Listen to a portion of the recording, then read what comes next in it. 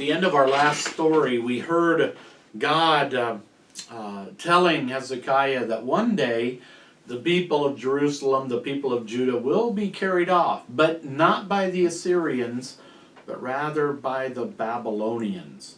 And so story 65 kind of picks up on the history of God's people at that time. Following the burial of Josiah, the people anointed Jehoahaz, the son of Josiah, as king to succeed his father. Jehoahaz was 23 years old when he began to reign, but he reigned only 3 months in Jerusalem. He did that which was evil in the sight of the Lord, just as his ancestors had done. Pharaoh Necho imprisoned him in Riblah so that he could not reign in Jerusalem. Pharaoh forced the country to pay a fine of 100 talents of silver and a talent of gold. Pharaoh Necho made Eliakim, another son of Josiah, king to succeed his father, and changed his name to Jehoiakim. Pharaoh Necho then took Jehoahaz to Egypt, where he died. Jehoiakim obtained the silver and gold to pay the fine to Pharaoh by taxing the people of the land. Jehoiakim was 25 years old when he began to reign. He reigned 11 years in Jerusalem, doing that which was evil in the sight of the Lord, just as his ancestors had done. Now this is some, it's roughly 200 years or so after the northern kingdom, Israel, had fallen to the Assyrians, because they had done evil in the sight of the Lord and had failed to listen to him and to his spokesmen, the prophets. And now we hear of these last 2 kings who tried to make an alliance, and one of which was carried off to Egypt. But we're told how they too did not do what was right in the eyes of the Lord. When Nebuchadnezzar, king of Babylon, came to power, Jehoiakim was his vassal for 3 years before he rebelled against him. Then the Lord sent bands of the Chaldeans, Syrians, Moabites, and Ammonites against Jehoiakim and destroyed Judah, as the prophet had said. This came upon Judah for the sins of Manasseh and the innocent blood that he shed. He filled Jerusalem with innocent blood. Jehoiakim died, and Jehoiachin, his son, reigned in his place. The king of Egypt stayed in Egypt, because the king of Babylon now controlled the land from the Wadi of Egypt to the river Euphrates, the territory that the king of Egypt had controlled. There was a great shift in the makeup of power in the ancient world. It had been the Assyrians and the Egyptians, but now the Babylonians had come up and conquered the Assyrians, and they had taken over the Promised Land, the area in and around Judah as well. And the king in Egypt, the Pharaoh, had little interest in butting heads with the Babylonians. And so even though one of the kings tried to make an alliance or look for help, there was none to be had, and the noose began to close around Jerusalem and Judah's neck. Jehoiachin was 18 years old when he became king, but he reigned only 3 months. He also did what was evil in the sight of the Lord, as his father had done. At that time the armies of Nebuchadnezzar, king of Babylon, besieged Jerusalem. When Jehoiachin went out to meet the king of Babylon with his mother, servants, princes, and officers, the king of Babylon took him captive. This was in the 8th year of Nebuchadnezzar's reign. He took all the treasures of the house of the Lord, the treasures of the king's house, and the vessels of gold that Solomon had made for the temple of the Lord, and cut them in pieces, as the Lord had said. He carried away all Jerusalem, the princes and soldiers, 10,000 captives, and all the craftsmen and smiths. No one remained in Jerusalem except the poorest sort of people. Jehoiachin was taken to Babylon, along with the king's mother, the king's wives, his officers, and leaders of the country, 7,000 in all, and 1,000 craftsmen and smiths. Anyone strong enough to fight in a war, the king of Babylon took as captives to Babylon. The king of Babylon made Mattaniah, Jehoiachin's uncle, the king, and changed his name to Zedekiah. Zedekiah was 21 years old when he was made king. He reigned 11 years in Jerusalem. He too did that which was evil in the sight of the Lord, just as Jehoiakim had done. All this happened to Jerusalem and Judah because the Lord was angry with all the wrong they had done. Eventually, he put them out of his sight. This word came to Jeremiah from the Lord while Nebuchadnezzar, king of Babylon, and his army fought against Jerusalem. Go and tell Zedekiah that I will give this city into the hand of the king of Babylon. He shall set fire to it. You will not escape from him, but you will surely be captured and delivered to him. You will see him with your own eyes and speak to him face to face. Then you will be taken to Babylon. We have the great story of Hezekiah and how he did what was pleasing in God's sight, and then there's more kings who do evil, seeking their own way.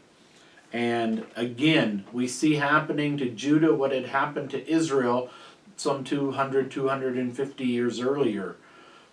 When a people abandons the one and only true God, when they begin to live however they want and ignore what God tells them, they do so at great peril for themselves and for their children and grandchildren. And here, toward the end of the time, as Judah, as a nation state in the world, we see God finally delivering them into the hands of the evil and godless Babylonians as a way of judgment against their rebelliousness, arrogance, and selfishness. Soon Zedekiah rebelled against the king of Babylon. Then in the 9th year of his reign, Nebuchadnezzar laid siege to Jerusalem. After 4 months, the famine was so severe in the city that there was no bread for the people. Finally, the city was broken through. All the soldiers fled by night through the gate between the two walls by the king's garden.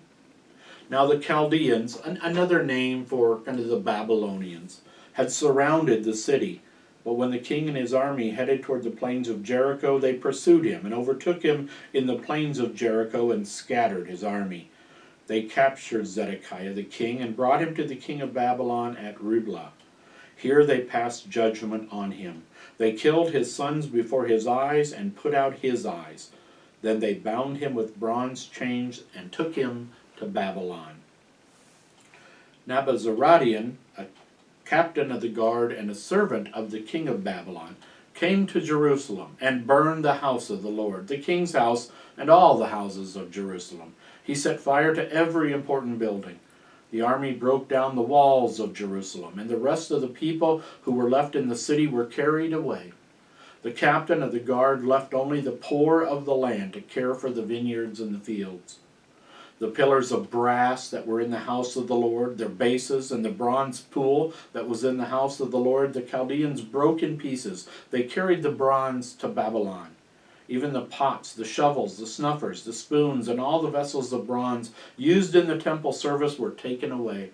The fire pans, bowls, and other things that were made of gold and silver were also taken by the guards. The bronze from the 2 pillars, the pools, and the bases that Solomon had made for the house of the Lord was so much that it couldn't be weighed. The high priest Sarai and the second priest Zephaniah, 3 doorkeepers, an advisor to the king, and 60 others were all executed by the king of Babylon at Riblah. So Judah was carried away out of their land. And so came to an end the history of God's Old Testament people as a nation state in the world. It was around 1100 BC that King Saul took charge and became the first king of Israel, later David, and then Solomon. And then around 1000 BC, the kingdom splits into Israel to the north, Judah to the south. Israel will make it about another 300 years before God finally says, enough is enough. Enough is enough. And he gives them into the hands of the Assyrians. Judah will make it another 125 years or so before God will say, enough is enough. And he will deliver them into the hands of the Babylonians. And from that point forward, God's people never exist as a nation state again.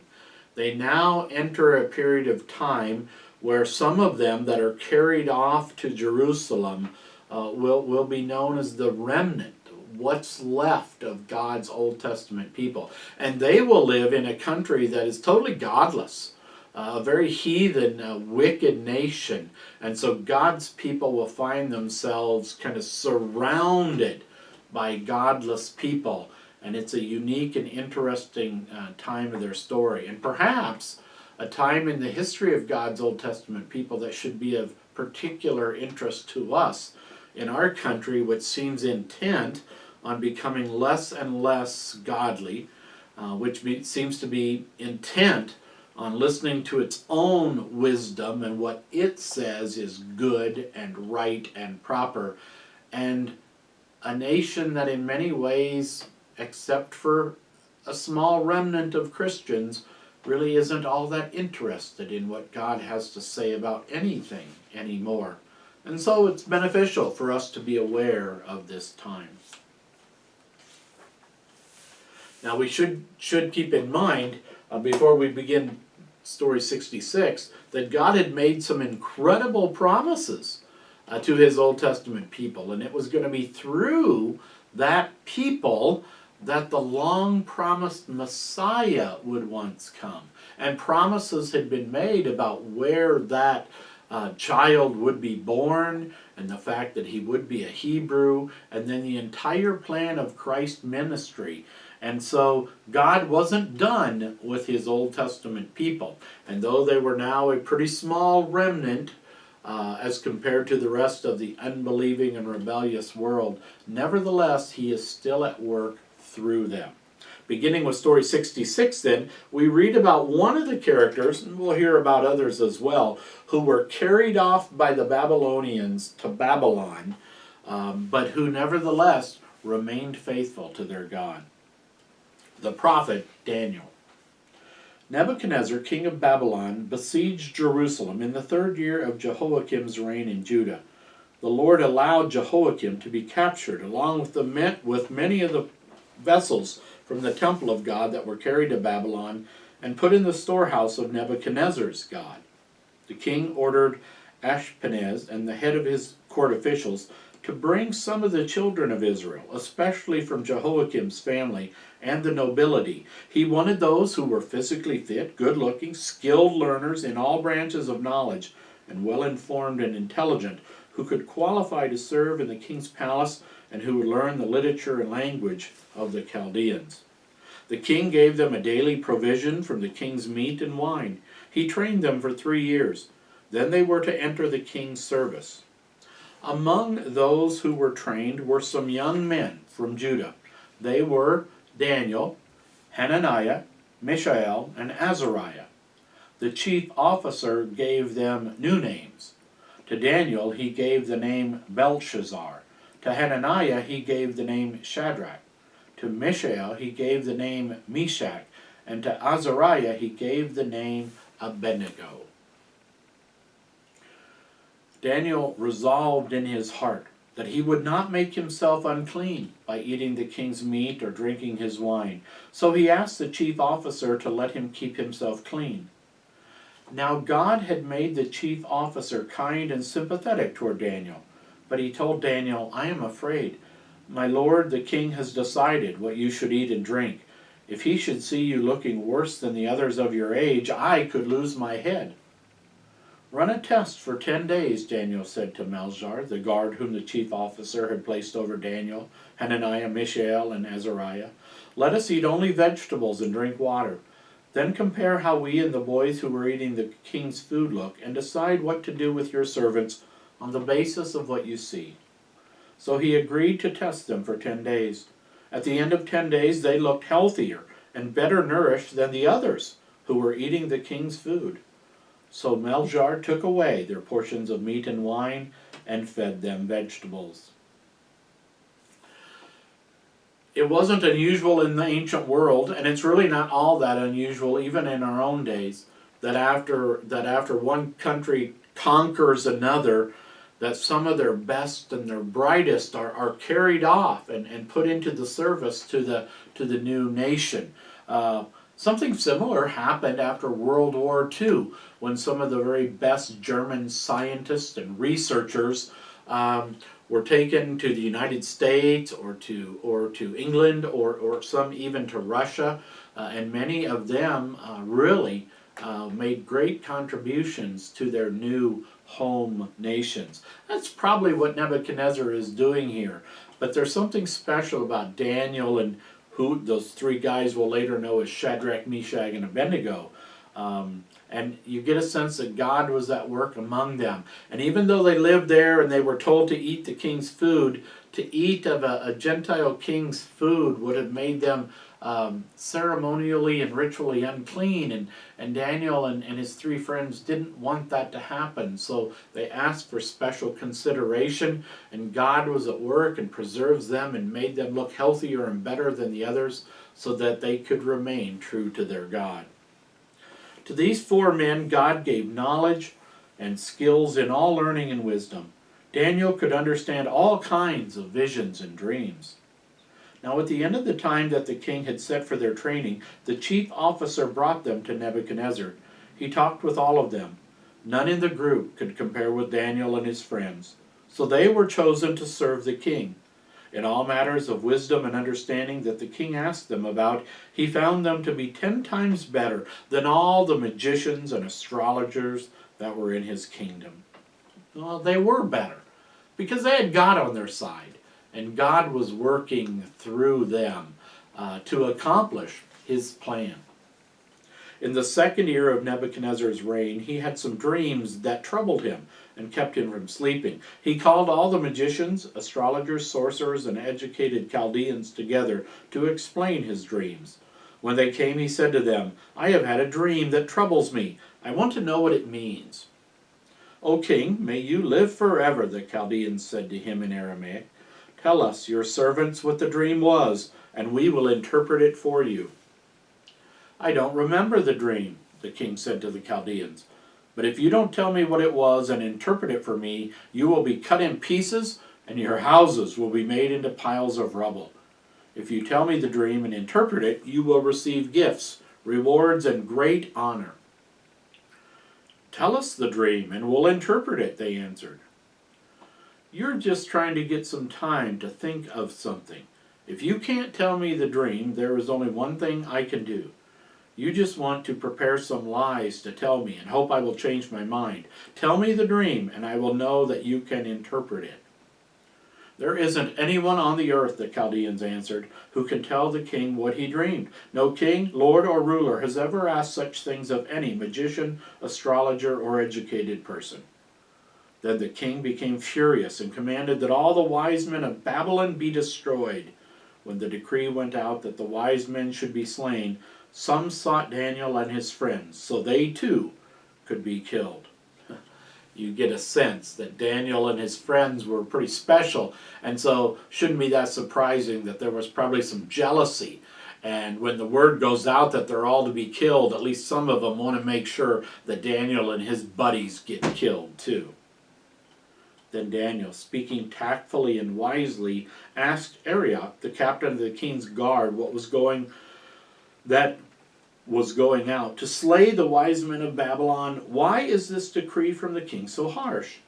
After Arioch explained what had happened, Daniel went to the king and asked to be given some time so he could interpret the dream for him. Then Daniel went to his house and explained the situation to his companions. He asked them to pray for mercy to the God of heaven in this manner, so that Daniel and his companions would not perish with the rest of the wise men in Babylon. That night the secret was revealed to Daniel in a vision. Daniel thanked and praised God, saying, "I thank and praise you, O God of my fathers. You have given me wisdom and might, and have made known to me what we ask for you have made known to us the king's dream." Now, the bind that all the so-called wise men in Babylon were confronted is they probably could have taken a shot at interpreting the king's dream, but he wouldn't tell them what it was, so there was no way they could do it. Now, they probably wouldn't have interpreted it correctly either, but at least if he told them the dream, they could kind of make something up or spin or make some sense of it and offer an explanation that might appease the king. No doubt an interpretation that made the king look good and maybe put them in a good light. Very self-serving interpretation, if you will. But he won't have it. Maybe he knows a little bit about them and he knows how they like to work. But Daniel, Shadrach, Meshach, and Abednego pray, and God grants Daniel a vision and explains the dream to him. Daniel went to Arioch and said to him, "Don't destroy the wise men of Babylon. Take me to the king, and I will tell him his dreams and its interpretation." Arioch immediately brought Daniel to the king and said, "I have found a man among the captives of Judah who can tell the king his dream and its interpretation." "Are you able to tell me the dream and interpret it?" the king asked Daniel. "There is a God in heaven who reveals secrets," Daniel answered the king. "He is making known to King Nebuchadnezzar what shall be in the coming days. When you were lying in your bed, you began to think about what might happen in the future. God has made known to me what will happen. You saw a great statue. It was dazzlingly bright, but it looked terrifying. Its head was made of fine gold, its breast and its arms of silver, its belly and its thighs of brass. Its legs were made of iron, and its feet were made partly of iron and partly of clay. You watched while a stone was cut out, but not with human hands. The stone struck the statue at its feet and broke them to pieces. Then the iron, the clay, the brass, the silver, and the gold parts all broke to pieces and became like chaff of the summer threshing floors. The wind carried it all away, and the stone that struck the statue became a great mountain and filled the whole earth. This is the dream. Now we will tell you the interpretation. O king, you are a king of kings to whom the God of heavens has given the kingdom, along with power, strength, and glory. Not because he was so good or anything, but the fact remains that Nebuchadnezzar's power had come from God himself. Wherever people live, he has given you rule over them. You are the head of gold. After you shall arise another kingdom inferior to you. Then will come a third kingdom of brass that will rule over all the earth. The fourth kingdom will be as strong as iron and will break everything in pieces and subdue all things, just as iron breaks things. As you saw, the feet and toes made partly of potter's clay and partly of iron, so this kingdom will be divided, but there shall be the strength of iron in it, just as you saw the iron mix with the clay. Part of the kingdom will be strong and part of it will be brittle. The people will intermarry, but they will not remain united, any more than iron binds with clay. During the days of these kings, the God of heaven will set up a kingdom that will never be destroyed. No other people will ever rule it. It will crush all these other kingdoms. It will stand forever. The great God has shown you what will happen in the future. This is what your dream was, and the interpretation is sure. Yikes. To tell a king that his kingdom will one day give way to another maybe isn't the wisest thing that an interpreter could do. But Daniel was faithful to what God had revealed to him and was being honest with King Nebuchadnezzar. Then King Nebuchadnezzar fell on his face and said to Daniel, "It is surely true. Your God is the God of God and the Lord of kings, and a revealer of mysteries, for you were able to reveal this mystery." Then the king gave Daniel a high position and many great gifts. He made him ruler over the whole province of Babylon and placed him in charge of all the wise men of Babylon. At Daniel's request, the king placed Shadrach, Meshach, and Abednego over the affairs of Babylon, while Daniel remained in the king's court. It would seem as if God has a plan, and he's still providing and taking care of his people. There is so much in Nebuchadnezzar's vision that we could explore, but we know this side of the ancient history that the great kingdom of Babylon would, in relatively short order, be given over to the Medes and Persians. And they would later be conquered by the Greeks and Alexander the Great, who would become the third great kingdom. And they would ultimately give way to the Roman kingdom. And it would be those Romans that were in charge when a stone that was cut from the mountain, but not with human hands. Right? This is kind of a stone of divine origin, if you will. And this little stone will eventually topple all those kingdoms. And it will grow into a great mountain, a kingdom that will last forever. And by grace, by the gift and the eyesight that the Holy Spirit gives us by faith, we can begin to see that this stone, right, without an earthly father, is none other than Jesus. And he will in fact reign forever. And though he doesn't look like much, God and his Son Jesus will in fact keep the promises that God had made his Old Testament people of old. And now's as good a time to remind everyone, and this incredible figure, this Jesus, this Savior of mankind, he wasn't just for God's Old Testament Jewish people. He was for all people who would turn to him in faith as their Lord and Savior. So hidden in this story, a little bit at least, is the promise of the Messiah who will come not that much farther down the road, only some 570 or 80 years or so now, that Jesus will finally make his appearance.